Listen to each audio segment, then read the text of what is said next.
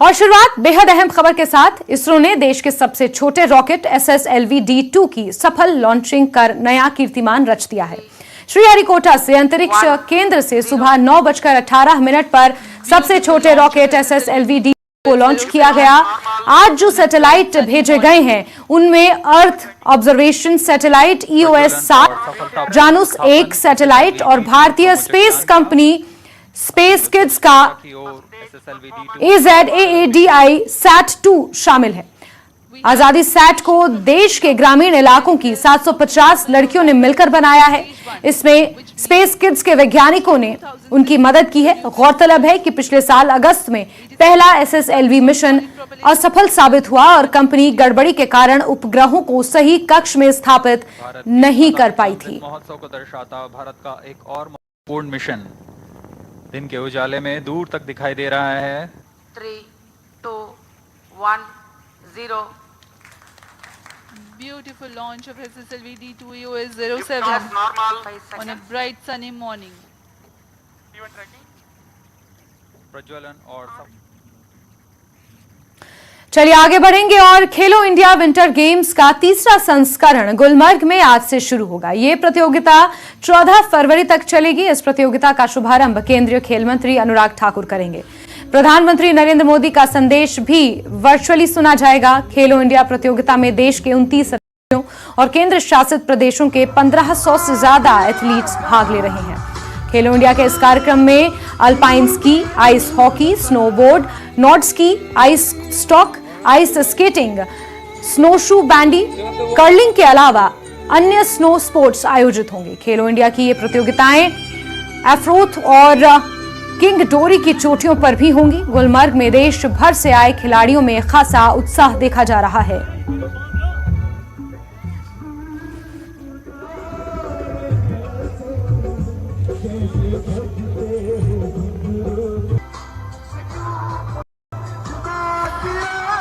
तो खेलो इंडिया के तीसरे संस्करण की शुरुआत हो चुकी है। 1500 से ज्यादा एथलीट्स अन्य राज्यों और केंद्र शासित प्रदेशों से इसमें हिस्सा ले रहे हैं। तस्वीरें भी सामने आई हैं। आज प्रधानमंत्री नरेंद्र मोदी भी खेलो इंडिया के तीसरे संस्करण को लेकर वर्चुअली अपना संदेश देंगे। इन तमाम प्रतियोगियों को शुभकामनाएं दी जाएंगी। इसकी शुरुआत केंद्रीय खेल मंत्री अनुराग ठाकुर करेंगे और आप तस्वीरें देख सकते हैं। लंबे समय से इसकी तैयारियां चल रही हैं। यह तीसरा मौका होगा जब गुलमर्ग इसकी मेजबानी करेगा। 1500 से ज्यादा खिलाड़ी अलग अलग स्पोर्ट्स में, विंटर स्पोर्ट्स में हिस्सा लेंगे और इसी के साथ आप देख सकते हैं पूरी कश्मीर घाटी उत्साह और मनोरंजन से लबरेज नजर आ रही है। हमारे सहयोगी मुनीर ज्यादा जानकारियों के साथ जुड़े हुए हैं। मुनीर, कितने बजे इसकी ओपनिंग सेरेमनी होनी है? प्रधानमंत्री नरेंद्र मोदी कितने बजे संदेश देंगे? अनुराग ठाकुर कितने बजे यहां पहुंचेंगे? ये तमाम जानकारियां जरा दर्शकों के साथ साझा कीजिए मुनीर। देखिए जैस्मीन, ये जो खेलो इंडिया है आज करीबन 11 बजे जो है इनॉग्रेशन सेरेमनी होगी और यहाँ मेरे पीछे आप देख सकते हैं ये बाउल जो है गुलमर्ग क्लब के पास ये जो सेरेमनी वहाँ पे होगी है।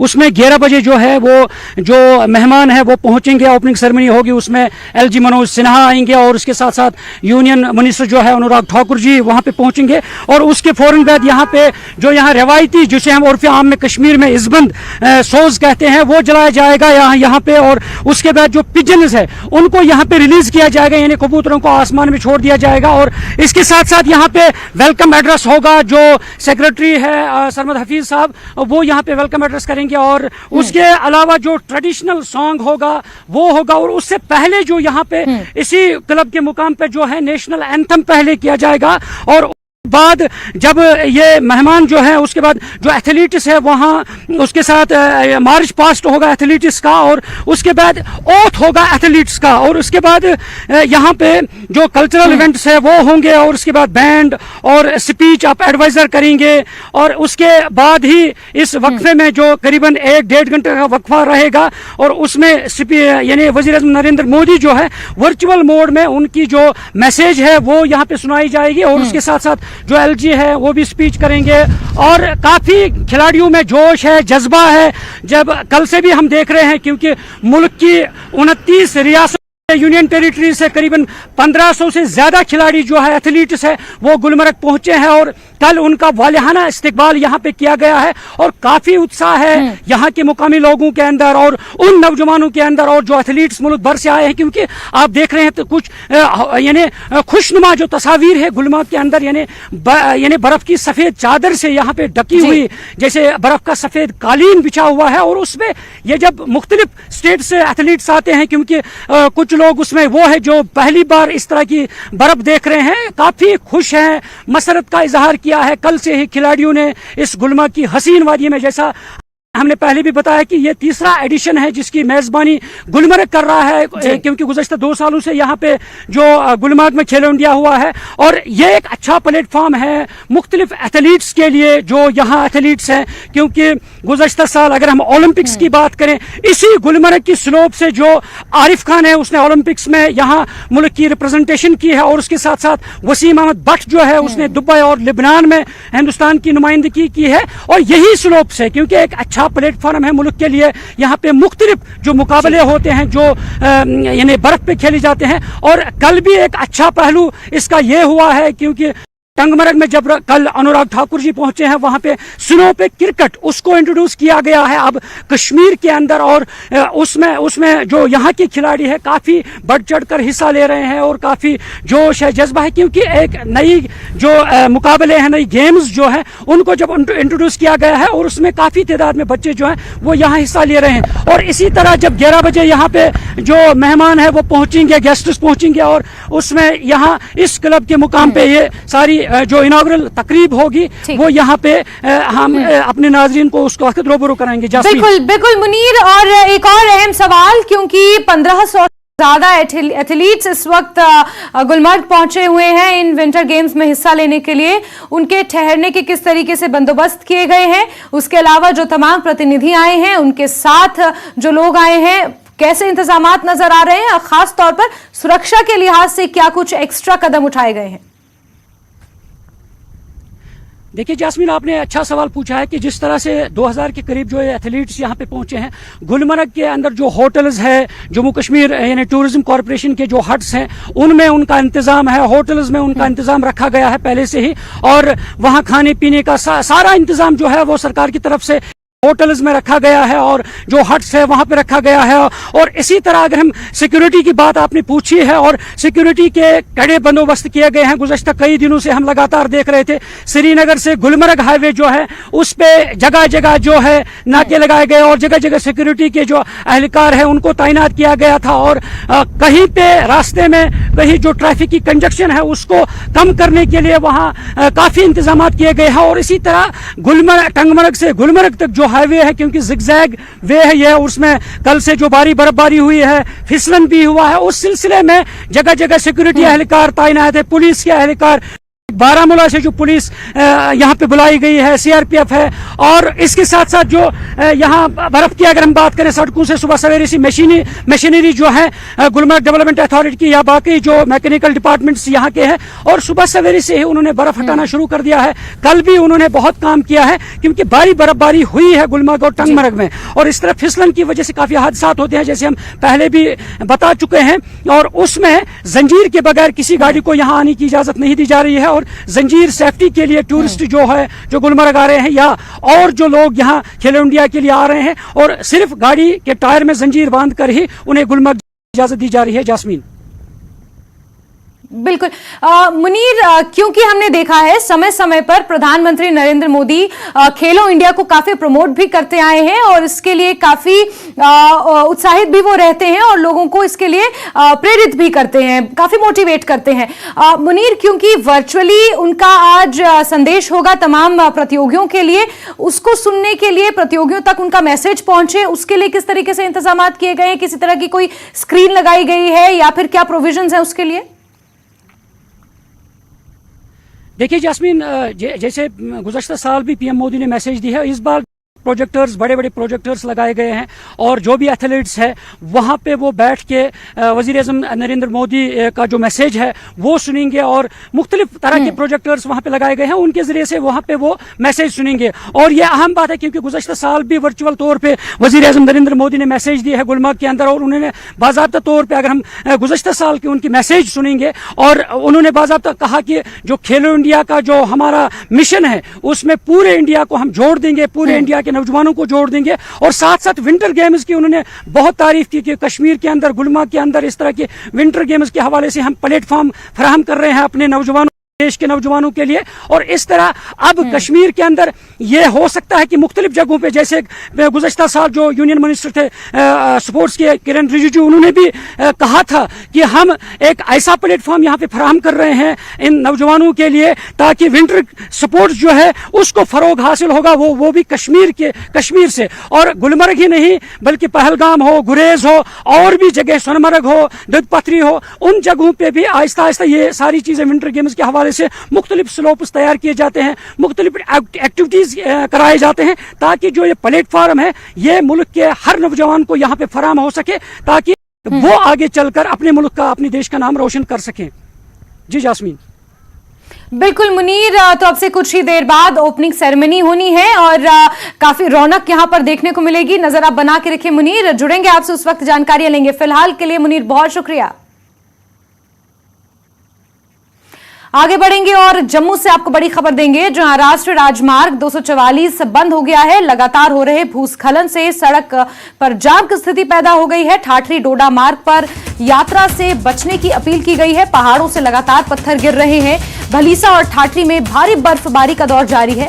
मैदानी इलाकों में बारिश हो रही है, जिस वजह से राष्ट्रीय राजमार्ग 244 को बंद कर दिया गया है। लगातार वहां पर भूस्खलन हो रहा है, सड़क पर जाम की स्थिति उस वजह से पैदा हो रही है और इसी के मद्देनजर इस राष्ट्रीय राजमार्ग को बंद कर दिया गया है। ठाठरी डोडा मार्ग पर भी यात्रा न करने की सलाह दी जा रही है। पहाड़ों से लगातार पत्थर गिर रहे हैं, शूटिंग स्टोन हो रहा है। भलीसा और ठाठरी में भारी बर्फबारी का दौर जारी है। मैदानी इलाकों में बारिश हो रही है। तापमान में गिरावट दर्ज की जा रही है और इसका सीधा असर यातायात पर देखने को मिल रहा है। भूस्खलन से सड़क जाम हो गई है। राष्ट्रीय राजमार्ग 244 को वाहनों के आवागमन के लिए बंद किया गया है। लगातार वहां पर शूटिंग स्टोन की वजह से यातायात बाधित है।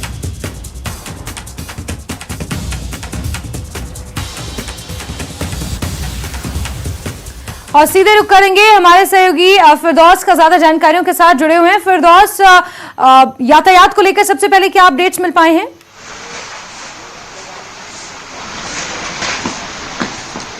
जी देखिए, रात को जो है 244 NH ठाठरी टू डोडा को बंद किया गया था और डिप्टी कमिश्नर डोडा विशेष पाल महाजन ने भी इंस्ट्रक्शन दी थी कि कोई किसी गाड़ी को भी यहाँ चलने की इजाजत नहीं, क्योंकि ठाठरी नई बस्ती में जो लैंडस्लाइड का सिलसिला है वो दराज से जारी है और एहतियाती तदाबीर लेते हुए इंतजामिया ने जो उस रोड को बंद कर दिया है और इस वक्त जो है वहाँ जो है स्लाइड को उठाया जा रहा है और यकतरफा ट्रैफिक को आमदोरफ्त के लिए खोल दिया गया है। जी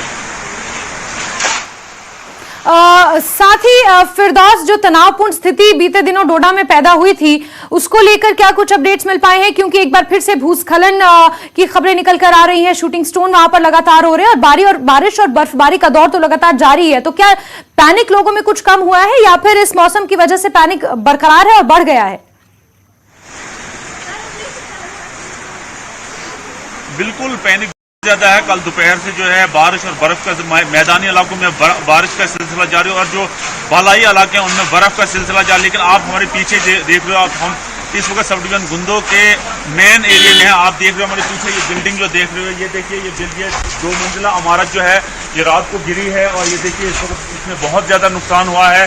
और लेकिन फॉर्चुनेट ये है कि इसमें आदमी नहीं थे, जिसकी वजह से जानी नुकसान तो बच गया लेकिन माली नुकसान बहुत ज़्यादा हुआ। आप देख रहे हो हमारे पीछे जो है ये बिल्कुल ये वाले मकान जो है ये किसी वक्त भी इनमें टकराने पड़ी हुई है, खतरा हो सकता है और स्लाइड की गोद से ले गया और रात को जो ये स्लाइड पर नीचे आया और इन दुकानों को ये 2 मंजिला इमारत जो है ये रात को ढह गई थी। तो इस वक्त लोगों में बड़ी पैनिक है क्योंकि जो बारिश का सिलसिला 2 दिन से जारी है, इससे लोगों में बड़ी पैनिक है और लोग जो हैं अब इसमें बड़ा खदशा है कि कहीं ज़्यादा ना ये हो जाए। इस पे बहुत लोगों में तशवीश यहाँ पाई जा रही है। जी बिल्कुल फिरदौस, इसमें कोई दो राय नहीं है कि लोग बहुत अनसेफ इस वक्त फील कर रहे होंगे। प्रशासन की तरफ से कोई पहुंचा है, कोई नुमाइंदा पहुंचा है, किसी तरह की कोई एडवाइजरी?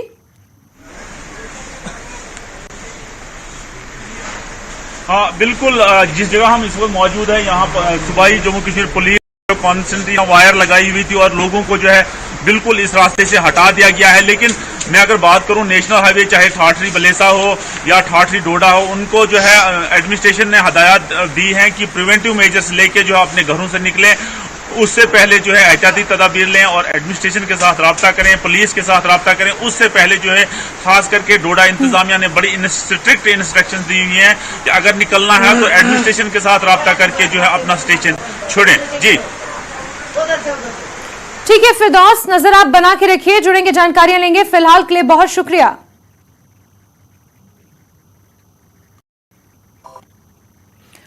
और ब्रेक के खबरों के सिलसिले को आगे बढ़ाते हैं। जम्मू श्रीनगर राष्ट्रीय राजमार्ग अभी भी वाहनों की आवाजाही के लिए बंद है। रामबन जिले में लगातार दूसरे दिन भी भारी बारिश शुरू हो गई है। जम्मू श्रीनगर नेशनल हाईवे अभी भी बंद है और गाड़ियों की आवाजाही वहां पर अभी सुचारू रूप से नहीं हो रही है। अभी भी भारी बारिश की वजह से आवाजाही में दिक्कतों का सामना करना पड़ रहा है।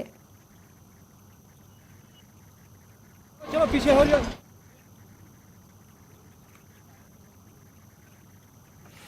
और हमारे सहयोगी बिलाल ज्यादा जानकारियों के साथ फोन लाइन मौजूद हैं। बिलाल, क्या हाल है नेशनल हाईवे का, क्या कुछ ताजा अपडेट्स मिल पाए हैं?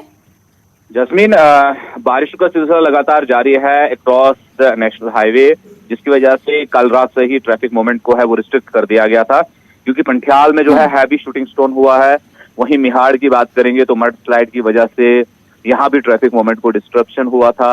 और अभी की ताजा इत्तलात हमारे पास ये है कि नाशरी के पास भी बहुत सारी गाड़ियां रोकी गई है, क्योंकि ढलवास में भी रोड सिंकिंग का मसला सामने आया है। वहीं मिहाड़ लगातार बंद है और पंठियाल में शूटिंग स्टोन जो है वो लगातार हो रहा है, जिसकी वजह से अथॉरिटीज ने जो ट्रैफिक है नेशनल हाईवे पर ट्रैफिक की मूवमेंट को फिलहाल रिस्ट्रिक्ट किया हुआ है। इस दौरान काफी तादाद में जो गाड़ियां हैं वो फंसी हुई है नेशनल हाईवे पर और रात भर गाड़ियां मुख्तलिफ लोकेशंस पे रोकी गई और मुसाफिरों को काफी मुश्किलात का सामना करना पड़ा, क्योंकि पूरी रात जो है बारिश का सिलसिला लगातार जारी था। और अभी की ताजा इत्तलात यही है कि across the highway heavy rainfall हो रहा है, जिसकी वजह से हाईवे का जो ट्रैफिक मूवमेंट है वो बंद रखा गया है, क्योंकि शूटिंग स्टोन लगातार हो रहा है। तो लोगों की सेफ्टी के लिए और रिस्टोरेशन का काम अभी शुरू नहीं हो पाया है, क्योंकि जब पत्थर रुकेगा, बारिश रुकेगी, उसके बाद ही मैन एंड मशीनरी को डिप्यूट किया जाता है हाईवे को रिस्टोर करने के लिए। तो अभी तक की ताजा अपडेट हमारे पास नेशनल हाईवे ट्रैफिक की आमद के लिए बंद है। ट्रैफिक पुलिस ने लोगों से अपील की है कि वो जम्मू श्रीनगर नेशनल हाईवे पर सफर करने से फिलहाल गुरेज करे, क्योंकि लगातार मौसमी हालात जो है वो खराब बनी हुई है और हाईवे जो है फिलहाल ट्रैफिक के मोमेंट के लिए बंद रखा गया है। यही ताजा अपडेट है। जी जासमीन जी। साथ ही बिलाल, क्योंकि आप जानकारी दे रहे हैं कि रात भर से ही बहुत सी गाड़ियों को दोनों तरफ रोका गया और यात्रियों को काफी परेशानियों का सामना करना पड़ा, इसके मद्देनजर किसी तरह की कोई एडवाइजरी या किसी तरह की कोई जानकारी मिल पाई है कि अभी उन यात्रियों की क्या स्थिति है? क्या कोई वैकल्पिक मार्ग के जरिए उन्हें वहां से डिस्पर्स किया गया या फिर अभी भी सेम परेशानियां उन्हें झेलनी पड़ रही हैं? जी नहीं, अभी तमाम लोग जो फंसे हुए हैं मुख्तलिफ लोकेशन पे, जैसे रामसू के इलाके में पंठियाल बंद होने की वजह से रामसू साइड में और पंठियाल की इस तरफ में भी डिगरोल की तरफ भी गाड़ियां रोकी गई है। वहीं रामबन चेक पोस्ट के पास भी गाड़ियां रोकी है, चंद्रकोट में और नाशरी में रोकी गई है। रामबन जम्मू श्रीनगर नेशनल हाईवे जो है ये वाहिद सिंगल वे है, यहाँ पर कोई अल्टरनेट ना होने की वजह से जब तक रोड जो है फुली रिस्टोर नहीं होता है तब तक ट्रैफिक के मोमेंट और लोगों को यहाँ से निकाला नहीं जा सकता है। इस दौरान अथॉरिटीज कोशिश कर रही है। हमने अब हमारे पास रिपोर्ट है कि रात को एसएसपी जो ट्रैफिक है मोहिता शर्मा है वो पूरा हाईवे पे विजिट कर रही थी, जहां जहां लोग फंसे हुए थे उन तक पहुंचने की कोशिश की जा रही थी और जिन लोगों तक हो सके वो सहायता पहुंचाई जा रही है कि उन्हें खाने पीने की दुश्वारी ना हो। ताहम मैक्सिमम लोगों को कल की रात जो है वो गाड़ियों में ही गुजारनी पड़ी, क्योंकि वो डिफरेंट लोकेशन पर फंसे हुए थे और अभी तक की सूरत हाल यही बनी है कि वो अपनी अपनी जगहों पर स्ट्रक है। अभी तक कोई मतलब कि वो अब अपनी मंजिलों की जानब जा सकेंगे जब तक थोड़ा मौसम में ठीक है बिलाल, यानी कहा जा सकता है कि जब तक ये शूटिंग स्टोन का सिलसिला नहीं थमेगा तब तक रोड क्लियरेंस संभव नहीं होगा, रेस्टोरेशन का काम संभव नहीं हो पाएगा और लोगों को इसी तरह से मुश्किलों का सामना करना पड़ सकता है। बिलाल, नजर बना के रखिए, बहुत शुक्रिया तमाम जानकारियों के लिए। आगे बढ़ेंगे और खबर दिल्ली से आपको देंगे, जहां के ओखला NSIC ग्राउंड में इंडिया आर्ट फेयर की शुरुआत हुई है। 9 से 12 फरवरी तक चलने वाले 4 दिवसीय आर्ट फेयर में देश और दुनिया के आर्टिस्ट अपना आर्ट वर्क लेकर पहुंचे हैं। दिल को छू लेने वाली पेंटिंग्स और आर्ट वर्क के बीच जम्मू कश्मीर के वीर मुंशी ने भी अपना आर्ट वर्क एग्जीबिशन में लगाया है। इस वर्क की खास बात यह है कि जम्मू कश्मीर के ट्रेडिशनल क्राफ्ट और नक्काशी पेपर माशी को आधार बनाया गया है। वीर मुंशी का कहना है कि वो जम्मू कश्मीर के रिच कल्चर आर्ट को बचाने का मैसेज देना चाहते हैं। इस वक्त हम मौजूद हैं इंडिया आर्ट फेयर में। अगले 4 दिनों तक यह फेयर चलने वाला है और हम आपको दिखाते हैं कि किस तरीके से यहाँ पर दुनिया भर के आर्टिस्ट अपना आर्ट वर्क लेकर पहुंचे हैं। अलग अलग तरह का आर्ट है, हर तरफ आपको कला बिखरी हुई दिखाई देगी। ये आर्ट एग्जीबिशन NSIC ओखला में लगाया गया है। आप देख सकते हैं कि किस तरीके का आर्ट वर्क है। जो तमाम तरह का जहां आर्ट वर्क आपको दिखाई देगा, वहीं कुछ आर्ट वर्क कुछ अलग ही खास है, जिसमें भारत की छाप है, कश्मीर की छाप है, मुगल इरा की छाप है। ये एक आर्ट वर्क है, आप देख सकते हैं। आर्ट वर्क आइकॉन गैलरी है यहाँ पर, उसमें लगाया गया है और कई चीजें इसमें दिखाई देती हैं, जैसे कश्मीर की पेपर मैशी है या फिर वहाँ का जो कालीन वर्क होता है, वो तमाम चीजें इस पूरे आर्ट वर्क के अंदर दिखाई देती हैं। इसको डिजाइन किया है जाने माने आर्टिस्ट वीर मुंशी जी ने। वीर मुंशी जी हमारे साथ हैं। वीर जी, क्या खास चीजें हैं इसको लेकर के जो आपने इसको डिजाइन किया? किन चीजों से किन चीजों का अक्स इसके अंदर मौजूद है? ये एक काम जो यहाँ पे लगा है, ये है इंडिया आर्ट फेयर और ये गैलरी है आइकन इन न्यूयॉर्क। तो वहाँ दिखा रहे हैं, या बाकी काम भी दिखा रहे हैं। तो मेरा ये जो काम लगा है, इस as you know I work on Kashmir based themes. तो ये भी कश्मीर का एक कारपेट है और इसमें अपनी अपनी स्टोरी है, नैरेटिव स्टोरी है कि इसमें वहाँ का क्राफ्ट भी दर्शाया है, वहाँ का आर्ट भी दर्शाया है। तो एक ये कटआउट वुड पे पेंट किया गया है। इसमें कारीगरों का हाथ भी है और हमारी से कोलैबोरेशन जैसे क्राफ्ट्स में, कि इसमें कंसर्न है कश्मीर क्राफ्ट को लेके, because it is dying, because next generation is not taking it. How do we take it up into contemporary? अगर देखें तो यहाँ पर बहुत सारे आर्टिस्ट आए हैं, दुनिया भर के आर्टिस्ट यहाँ पर पहुंचे हैं। इसमें क्या मैसेज आपने देने की कोशिश की है? क्योंकि तमाम जो आर्टिस्ट होते हैं उनके वर्क में कोई ना कोई मैसेज जरूर होता है। मैसेज यही है कि क्राफ्ट एंड हमारा ट्रेडिशन इतना रिच है कि इसको बचा के रखने की हमारी ज़रूरत है।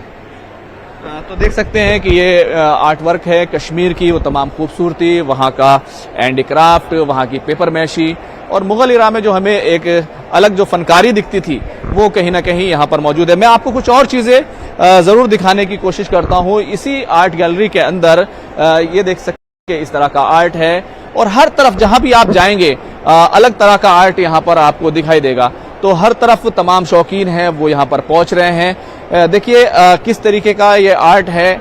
बिल्कुल ये वुड पर बनाया गया है, जो बांस का वुड होता है वो उसके ऊपर ये बनाया गया है। तो ये सारा काम है जो यहाँ पर देखने को मिलेगा। यानी कि आर्ट का जो नमूना होता है वो अपने आप में कुछ खास होता है, कुछ खासियत होती है और उसको कैसे पेश किया जाता है। तो हर तरफ अपने अपने अंदाज का अलग अलग चीज़ें यहाँ पर मौजूद हैं। आप देख सकते हैं कि किस किस तरीके का आर्ट है और ये देख सकते हैं कि एक तलवार खींचे हुए है। आप लोग ने कुछ देखा, क्या पसंद आया, क्या कैसा लग रहा है? देख रही है, अभी हम आए, थोड़ी देर ही हुई है, बस एंटर ही कर रहे हैं। देर ओवर क्या ट्रैफिक का क्या कहना, बट इट्स नाइस। अभी आर्ट हेरिटेज में एक दो बहुत अच्छे गैलरी आसपास आई लाइक उनका जो कुछ इमेजेस है बड़ी अच्छी थी। गोल्ड पर जो मिनिएचर स्टाइल में किया है वो खूबसूरत था। आर्ट हेरिटेज में बड़ा खूबसूरत था। अभी ये icon also is very nice and also upper our gallery have just these are the 4 pieces I have visited right now. अभी और देखते हैं। Thank you. तो 4 दिन तक यहाँ पर चलेगा, यानी कि आज से शुरुआत हुई है और 12 फरवरी तक ये एग्जीबिशन चलने वाली है। तो अगर आपको आर्ट में दिलचस्पी है तो आप यहाँ आ सकते हैं। कैमरामैन रमेश के साथ खुर्रम शहजाद, न्यूज़ 18 दिल्ली।